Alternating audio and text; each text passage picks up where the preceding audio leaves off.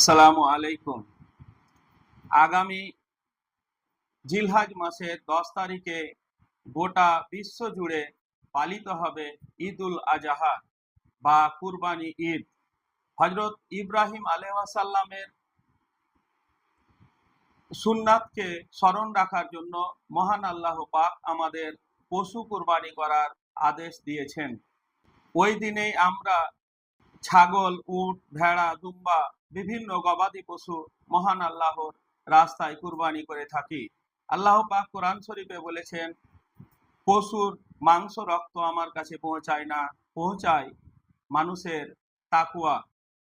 কুরবানি কথার অর্থই হলো ত্যাগ।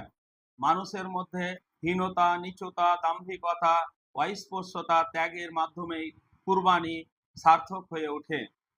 কুরবানির দিন আমরা সবাই পরিবার পরিজন, বন্ধু বান্ধব, ধনী দরিদ্র সবাই মিলে আমরা পালন করব। আমাদের একটা জিনিস লক্ষ্য রাখতে হবে যে পশুর বর্জ্য এবং রক্ত যেন আমাদের ছড়িয়ে ছিটিয়ে না থাকে।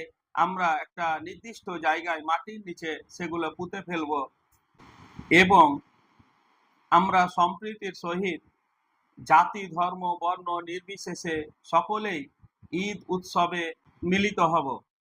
আমরা অনেক সময় লক্ষ্য করে থাকি, ঈদের দিন অনেক উঠতি বয়সের ছেলেমেয়েরা বেপরোয়াভাবে মোটর বাইক চালায়। আমরা যেন সবাই প্রশাসনিক নিয়ম মেনে মোটরসাইকেল চালাই, যেন এই ঈদের আনন্দের দিনটি আমাদের কাছে দুঃখের কারণ না হয়ে দাঁড়ায়। পরিশেষে গ্লোবাল স্টাডি পয়েন্টের পক্ষ থেকে জাতি, ধর্ম, বর্ণ নির্বিশেষে সকলকে পবিত্র ঈদুল আজহার আন্তরিক প্রীতি ও শুভেচ্ছা জানাই। সকলেই সুস্থ থাকবেন, ভালো থাকবেন। আসসালামু আলাইকুম।